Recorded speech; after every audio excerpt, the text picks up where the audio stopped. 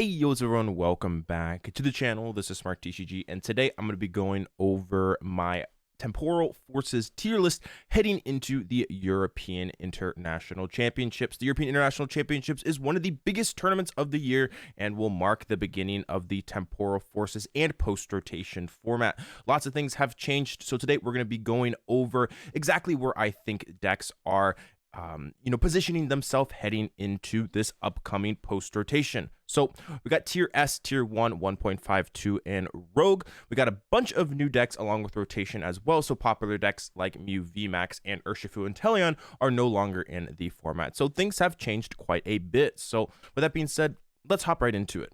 All right. So starting off here, we're going to start off with some of the decks that have been getting the most talk recently, because I know that's what a lot of you are interested in. We're going to start with Lugia. I think Lugia is a tier 1.5 to tier 1 deck. I'm going to put in tier 1 as of right now. I don't think it is the best deck in format. I think it is a very solid deck. It's quite linear. I think that's one of the problems. It's not very flexible as well. Doesn't have a whole lot of outplay potential. It has definitely quite a few problems with it that I think that makes it not, the strongest deck in the format. I think that it has an insane power level, but does have some very glaring bad matchups, like the Future Box Iron Hands deck can be quite difficult. Gardevoir as well can be quite difficult, as well as Chen Pao can cause a lot of issues for it.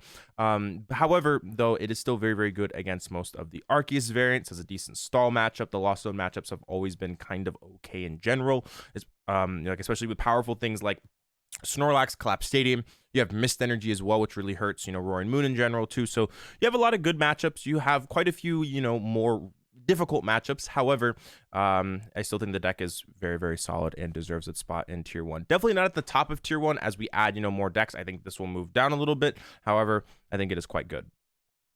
Next up, we're going to do Dialga. Dialga has been getting quite a bit of talk and also has been performing relatively decently in online tournaments. I personally think it's a solid deck. It can be a little bit inconsistent as it does rely on getting multiple Metang set up, and there can be just those games where you're not able to Metang into plenty of Metal Energy. However, if you are able to get a quick setup and get that Star Chronos off, you have a lot of potential to win a lot of games. You have powerful attackers like Zamazenta as well as the Dialga, which pair up very, very nicely together with the Metang, and I think it's a pretty cool deck. So we're going to put it in tier 2. The only big issues is that, its consistency can be a little bit rough, and especially if it goes against a deck that's able to pretty much survive that big, V-star turn, then the deck can feel a little bit weak. But it's still quite solid in my opinion. It's a lot better than I think people are giving credit for. Okay. Raging Bolt, I think, is a rogue deck, can be quite inconsistent, just is a little bit too slow, oftentimes having to use something like the Koraidon to spend an entire turn powering up Raging Bolt. Yes, you have Sandy Shocks as well, able to help out. However, I just think it is quite weak overall and can just be overpowered by other decks that are able to one-shot much more efficiently, things like Chen Pao. So we're going to put Raging Bolt in Rogue, but it is quite fun. And, like, when it works, it's pretty cool. All right. Let's do the Mill deck, Great Tusk. I think Great Tusk is a rogue deck. I know it did perform decently well in Japan. However, I think as people figure out how to play against it, I don't think the deck is necessarily very powerful.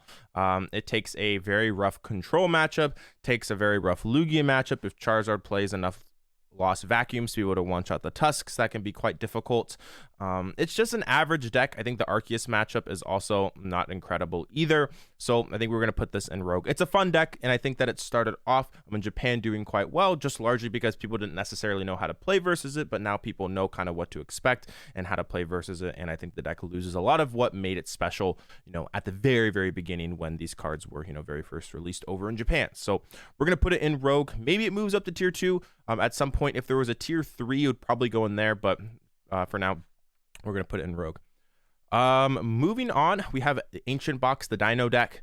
A lot of people have been calling it. I think it's solid. I think its biggest issue is Collapse Stadium. I think that's something that, really hurts this deck. I think Collapse Stadium and also Professor Toro are able to really, really, stop this deck in certain games. I think its Charizard matchup can be quite rough.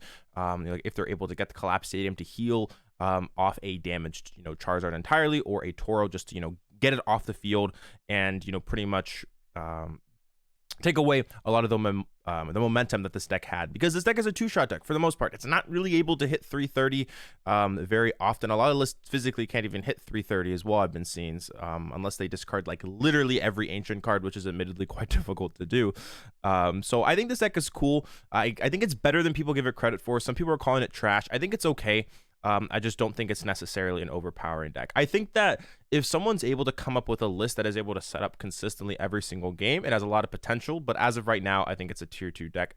It's definitely a deck, though, that I think has a lot more potential than some of these other decks, in my opinion, to, you know, kind of have that growth, you know, period. Typically at the beginning of formats, there's always that deck that people think is good. However, they just aren't able to, you know, put together a right list. And then we see the right list, you know, see lots of success, and then that, you know, kind of becomes the, you know, generic list that like a lot of people go to. And I think this deck might have that, you know, potential. But I think for most people aren't going to be able to figure out this deck.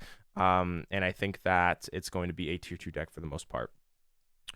Anyways, moving on, I got Gardevoir. I think Gardevoir is a tier 2 deck. I think the deck is much better than people give it credit for.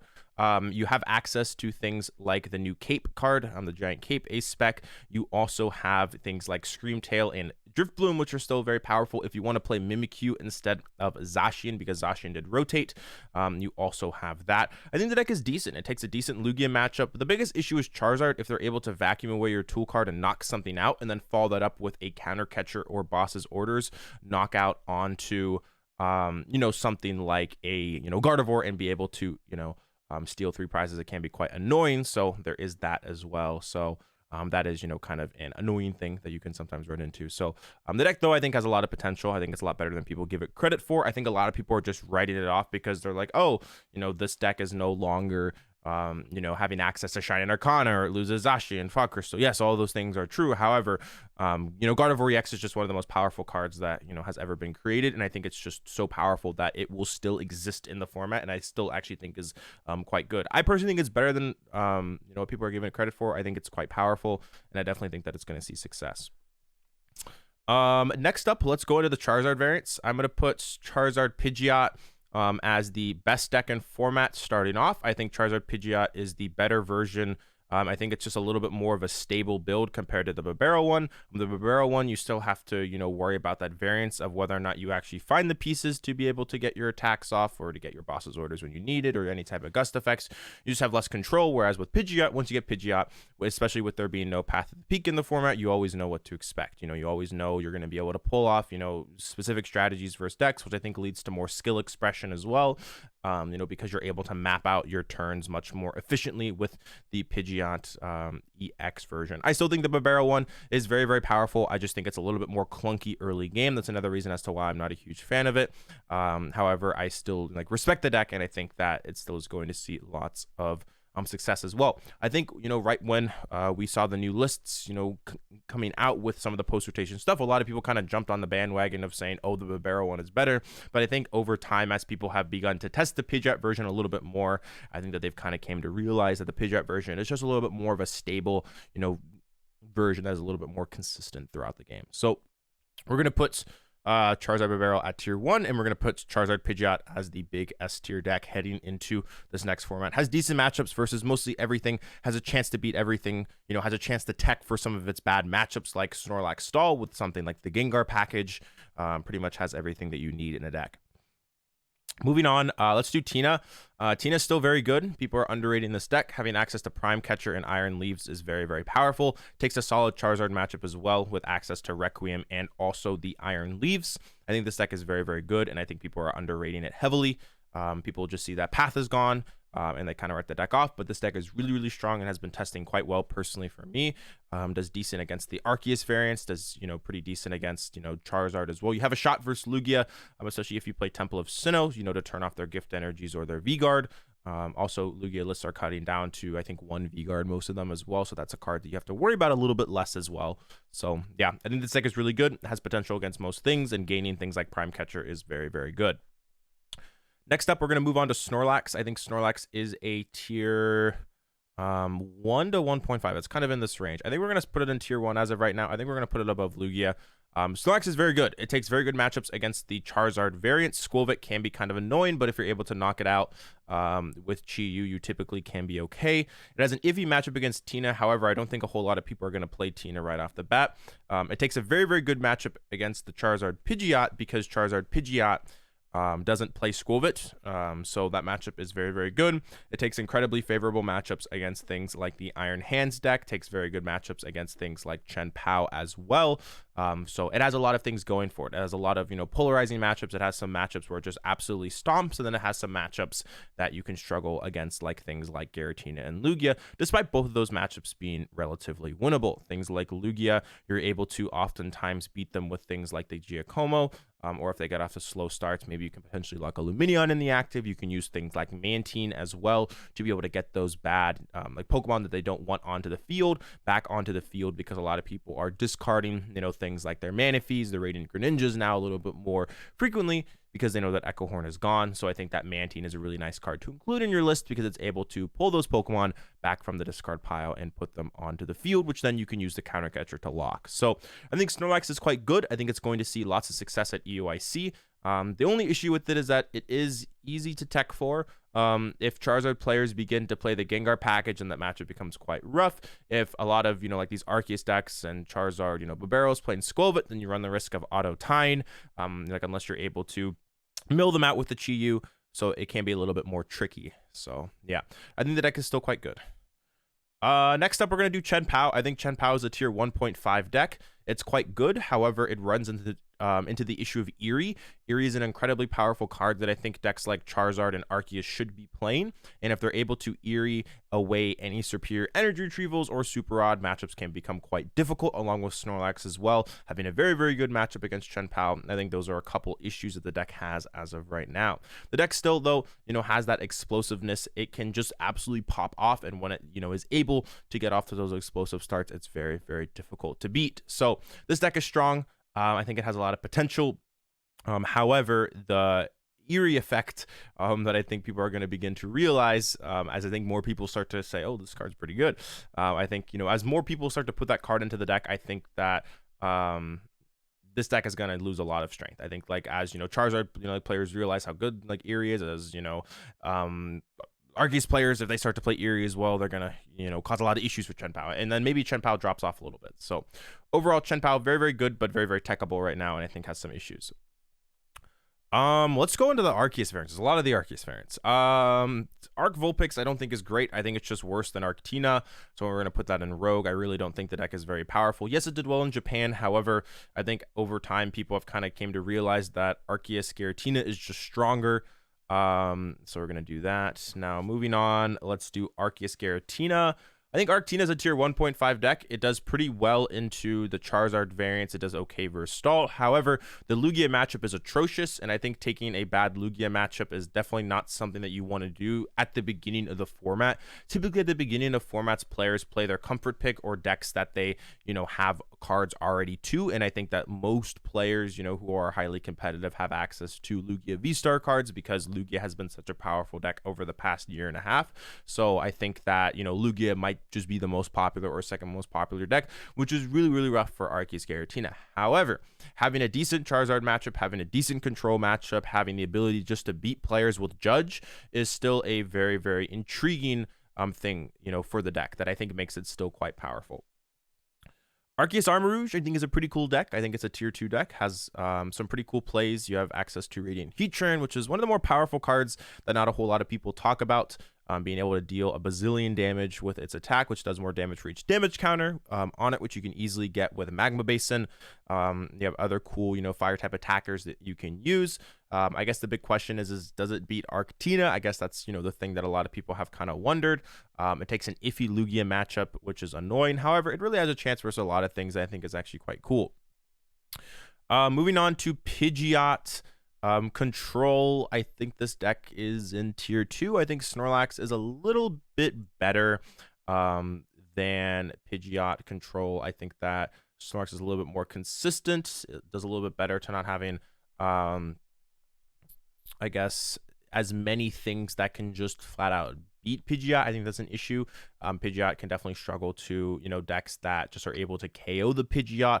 Also, the Pidgeot variant is kind of just inconsistent in general from what I've tested against. It's just sometimes does not function, where Snorlax Stall is much more able to survive. I think it's, weak starts. I mean, this is not even a stall deck. It's more or less just a control deck. I think it's okay. I think as more people are playing Prime Catcher, though, that's just another switch card you have to worry about.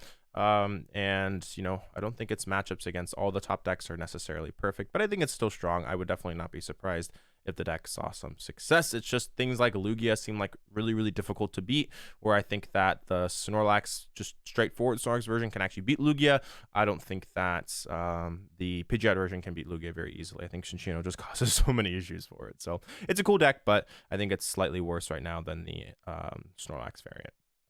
Roaring Moon, I think, is still viable. You can play Darkrai V-Star and Temple of Sinnoh to help out against Mist Energy and also to make up for the loss of Moltres. It's a deck that I, definitely plan to test heading into the European International Championships, as I still think that its engine is quite good. Dark Patch, Professor Sada is all very, very powerful, cards that work well with the deck. So I definitely think that Moon still has some potential. Moving on here, we got Iron Valiant. We're going to put in Rogue. We're just going to start putting some Rogue decks here. We got Meowscarada, Torterra. I think Torterra is cool, though. Hopefully we keep getting more grass support, because I think actually Torterra is a really cool card. We got Wugtrio Mill we're going to put here as well. And we'll put Goldango. I think Goldango is probably just at the bottom of tier 2 or Rogue.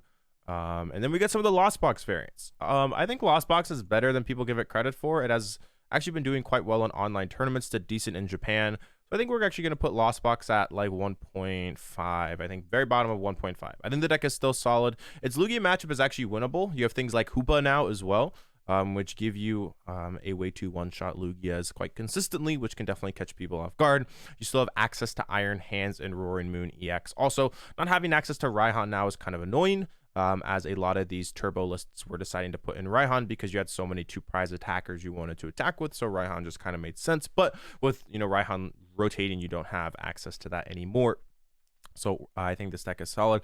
I've been seeing some people playing Radiant Charizard. Not having Clara is a big loss, so you have to rely on Super Rods a lot more. So I'm a lot more keen to playing the Greninja version. Plus, I just like having that little extra consistency. Charizard's okay. I think its Lugia matchup is really tough. It struggles to deal with Snorlax quite a bit, whereas the other variant is able to handle that card a little bit more in Lugia. So I think the deck is cool, though, but I don't think it's as strong as the Turbo Lost Box variant, which I think is actually much better than people think it is. It seems like a lot of people have just been kind of hyping up a few specific decks and actually haven't been looking at some of these other decks that, might have existed for quite some time, which actually might be better than, what people are saying. But that usually happens like at the beginning of formats. Like a lot of people have been writing off things like Gardevoir, whereas Gardevoir is actually a pretty solid deck next format. Things like Lost Box. People have been writing off Lost Box a little bit, saying, oh, like Lugia just beats it. Not exactly. The deck actually has a chance versus those things. So anyways, moving on, we got just a Future Box Iron Hands deck.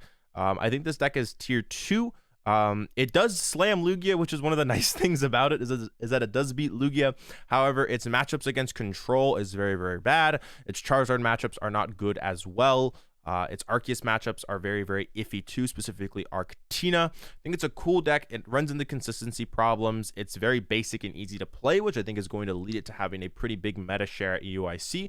I think that people are just going to play it because it's a comfort pick, because it's simple to pilot, which, definitely makes sense. And I would not be surprised if I saw some in top 16 or top 32. However, I don't think the deck is necessarily overwhelming at all. So we're going to put it in tier 2. And then Future Box as well, just kind of the Future Box variant, I think is kind of worse than Iron Hands. I think it's just a little bit more inconsistent, a little bit more chaotic as well. So I'm definitely not a huge fan of the deck, but I think it's cool. I definitely think that someone could potentially surprise people with a pretty cool list and potentially see some success. But anyways, that is my tier list and some of, my reasonings as to why I think some of these, decks are where they're supposed to be. I think in tier S, we got Charizard Pidgeot, the undisputed best deck in format. And then in tier 1, we got Babarrel, Tina, Stall, and Lugia. Tier 1.5, we got Arctina, Chien-Pao, and Lost Zone Toolbox. And then we got tier 2 with lots of other decks. And then the Rogues as well. decks that still are quite fun. Anyways, if you enjoy the content, make sure to leave a like and subscribe. I'll be getting back to more frequent content as we do have a lot more things to talk about, and I want to help you all out. But anyways, thanks so much for watching. This is Smart TCG. I appreciate all the support, and I will speak with you again soon. Peace out.